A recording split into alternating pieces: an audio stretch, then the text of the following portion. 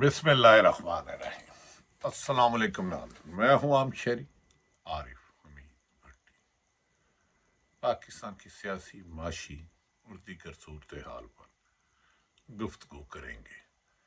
नाज़रीन, पाकिस्तान में सियासत में तोड़ जोड़, पार्टियों का तसादम कराना, खरीदो फरोख्त करना, ये बहुत ज़मानज़दे आम है आजकल। आज ही जो पार्टी में कभी था नहीं, कभी है नहीं, साबक वजीर आला पंजाब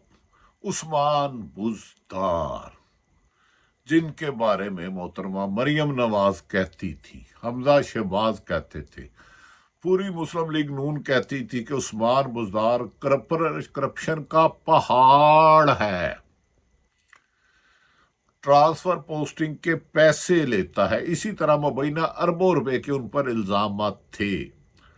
और तहकीकात में काफ़ी शवाहिद भी सामने आए। आज उन्होंने तरीके इंसाफ में शमूलियत किए बगैर मुख्तसर प्रेस कॉन्फ्रेंस में तरीके इंसाफ को छोड़ दिया। शायद सियासी जमातों में लोगों को जानों को फर्क होता है, लेकिन ऐसे फसली बटेरे जो सिर्फ एक मफाद के लिए आते हैं और लैंड करते हैं, पैराशूटर, इनके जाने से जितने मुझे तरीके इंसाफ के लोगों ने खुशी का इजहार किया, अनबिलीवेबल है। दूसरी तरफ साबक वजीर आला पंजाब, पाकिस्तान तरीके इंसाफ के चेयरमैन सदर परवेज लाही को जमानत ने करप्शन का मुकदमा खारिज कर दिया, ताहम उन्हें दोबारा गिरफ्तार कर लिया गया, क्योंकि खबरों के मुताबिक, मुख्तलिफ अखबारात, टीवी चैनल और मीडिया की खबरों के मुताबिक उन्होंने प्रेस कॉन्फ्रेंस करने से इनकार कर दिया था। नाज़रीन, ऐसी सूरत हाल पाकिस्तान में रोज बरोज देखने में आ रही है कि आने वाले दिनों में अब जो मुकाबला पड़ने वाला है, जो युद्ध होने वाला है, जो एक तरफ 14 जमातों का पीडीएम का इत्तेहाद है, उसका एक दूसरे से जुदा होने का, एक दूसरे से रास्ते अलग करने की खबरें बड़ी तेजी से गर्दिश कर रही हैं और कहा जा रहा है कि आने वाले दिनों में खसूसन साबक वजीर आजम मोहतरम नवाज शरीफ साहब, जो कमो बेशतर 4 साल के ज़्यादा अरसे से इलाज की गरज से लंदन में तशरीफ फरमा है, वो वापस आ सकते हैं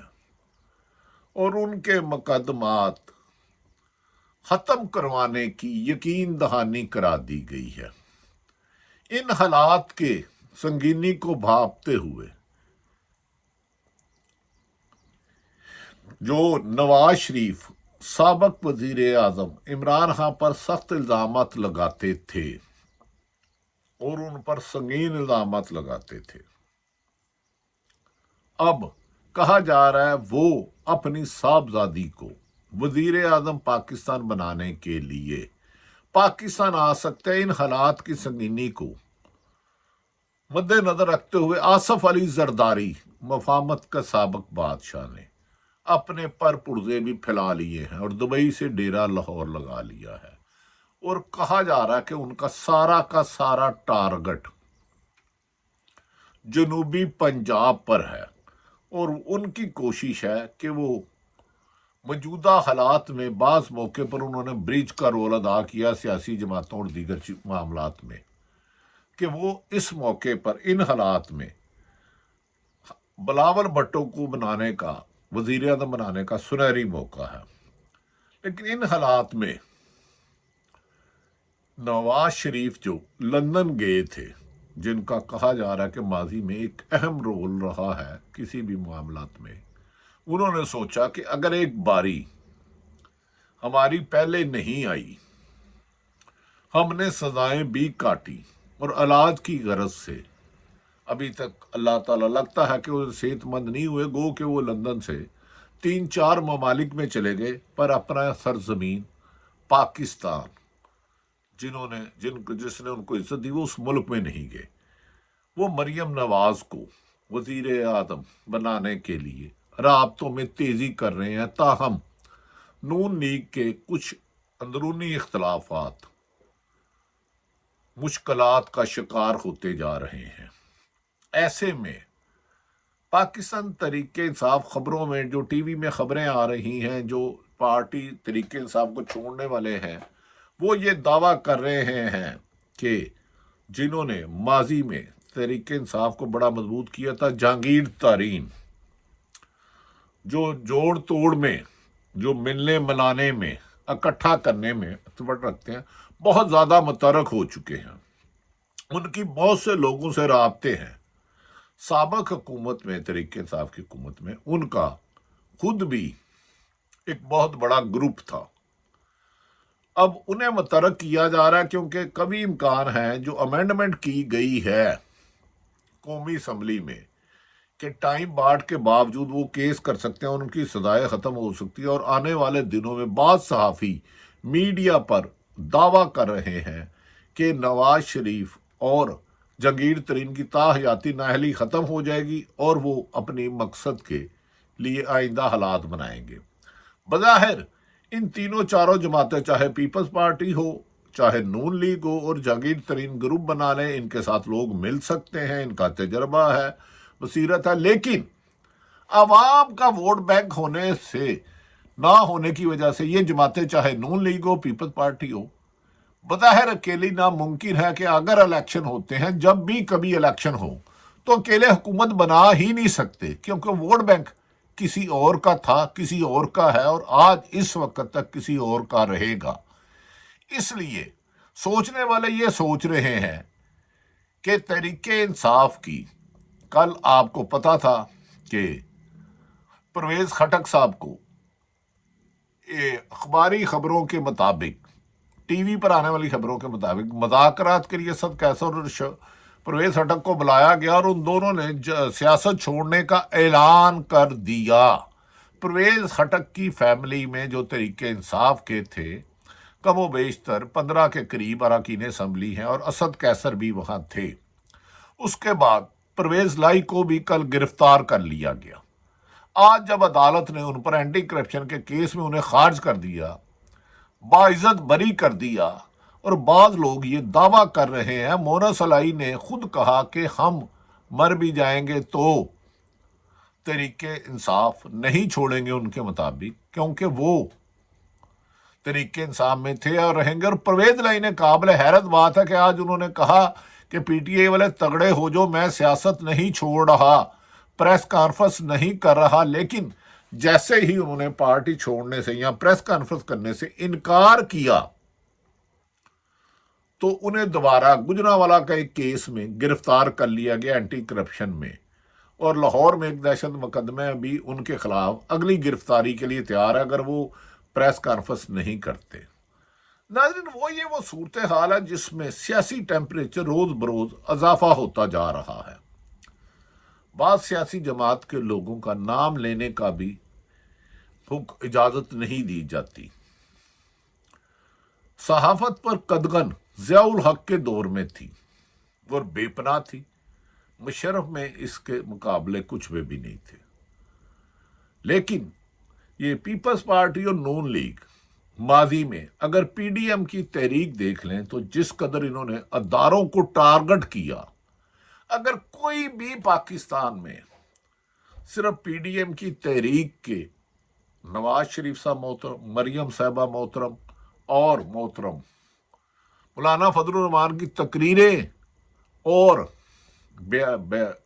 نعرے بازی دے دیں جو پیٹے ترقی میں، تو کانوں کو ہاتھ لگانا پڑے گا۔ لیکن پاکستان میں حالات گرگٹ کی طرح بدل جاتے ہیں، جو کل تھا آج نہیں ہے، جو آج ہے ہو سکتا ہے کل نہ ہو، جو کل ہونا ہوگا شاید ہم تصور بھی نہ کر سکیں۔ تحریک انصاف کے کم و بیشتر 80% قائدین تحریک انصاف سے علیحدگی کا اعلان کر چکے ہیں، اور کئی تو سیاست چھوڑ چکے ہیں، اور کبھی امکان ہے کہ 10 جون تک شاید ہی کوئی تحریک انصاف میں رہ جائے۔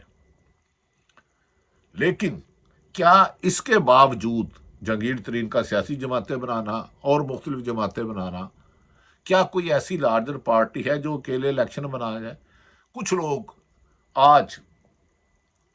اعتزاز احسن صاحب نے ایک بیان میں کہا کہ وہ تصور بھی نہیں کر سکتے تھے جو یہ حالات ہیں، انہوں نے کبھی خواب میں بھی سوچا نہیں تھا۔ انہوں نے کہا میں نے 60 اور 55 سال کے قریب وکالت کی، لیکن سمجھ میں نہیں آتا پی ڈی ایم کی حکومت کیا چال چل رہی ہے، اس کھائی میں پی ڈی ایم کی حکومت کو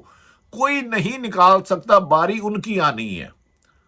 انہوں نے کہا جو حکومتیں پی ڈی ایم کی حکومتیں انتقامی کارروائیوں کی روش اپنا رہے ہیں اور عدالتوں کی حکم دولی معمول بنا لیا ہے، یہ ایسا تو کبھی کسی جنگل میں بھی نہیں ہوتا۔ سابق گورنر پنجاب لطیف کھوسا، آئینی ماہرین، بہت بڑا نام، انہوں نے آج اپنے ایک میڈیا ٹاک میں کہا کہ ضیاء الحق کا بدترین تشدد تھا، وہ ایک آمر تھا، ہم ان کے سخت خلاف تھے، لیکن جو آج کل ہو رہا ہے وہ اس دور میں بھی نہیں ہوا۔ انہوں نے کہا اس دور میں مردوں کو سزائیں دی جاتی تھی، خواتین کا احترام کیا جاتا تھا، ان کے ساتھ کوئی نامناسب نہیں تھا، لیکن اس دور میں جو ہو رہا ہے، انہوں نے کہا خدا نہ کرنا، خدا نہ خواستہ اگر میرے ساتھ بھی ہو تو میں بھی چھوڑ دوں۔ انہوں نے کہا کہ یہ جو لوگ آج ظلم و ستم کر رہے ہیں، اپنے مخالفین کو کچلنے کے لیے ختم کر رہے ہیں، یاد رکھ لیں یہ اس کا اگلا شکار یہ ہوں گے، یہ نہیں بچ پائیں گے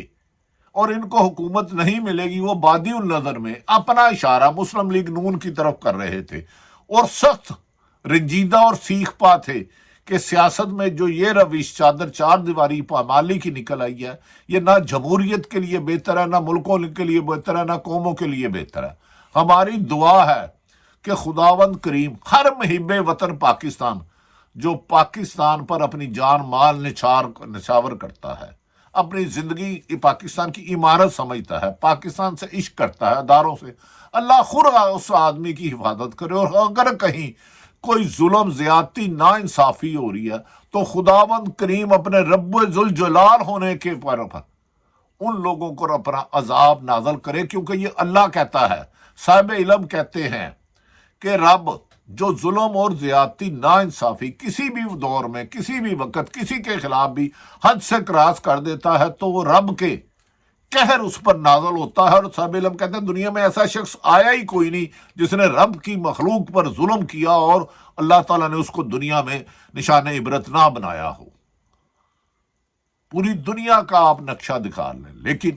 پرویز لائی نے کہہ دیا کہ وہ تحریک انصاف نہیں چھوڑیں گے، لیکن کیا عثمان بزدار جس نے تحریک انصاف کو سب سے زیادہ نقصان پہنچایا پاکستان کے تحریک انصاف کو، 3.5 سال 1 مہینہ پہلے آئے، ان کا والد نون لیگ میں 2 دفعہ ایم پی رہا، خود وہ رہے، آج انہوں نے پارٹی جوائن بھی نہیں، کہیں ایک عمران خان کے خلاف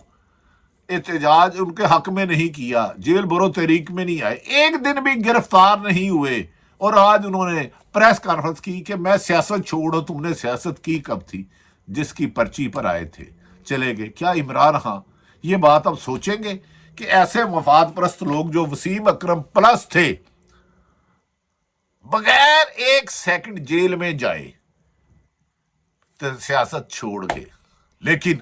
کیا ہم محترمہ مریم نواز صاحبہ جو کہتی تھی یہ ٹرانسفر پوسٹنگ کے پیسے لیتے ہیں، حمزہ شہباز کہتے تھے، پوری مسلم لیگ نون کہتی تھی، اور مبینہ ان کی اربوں خربوں کی شکایات عام زبان زد عام ہے، کیا ان سے پیسہ ریکور کیا جائے گا یا پارٹی اور سیاست چھوڑنے کے ساتھ ان کے کیس بھی ختم ہو جائیں گے؟ کہتے ہیں ظلم رہے اور امن بھی ہو، تم ہی کہو کیا ممکن ہے یہ؟ اللہ تعالیٰ پاکستان کا حامی و ناصر ہو، اور ہم محب وطن پاکستان پر اپنی رحمتیں اپنی نوازشات کرے، اور اللہ تعالیٰ پاکستان کے اداروں کو مضبوط کرے۔ پاکستان زندہ باد۔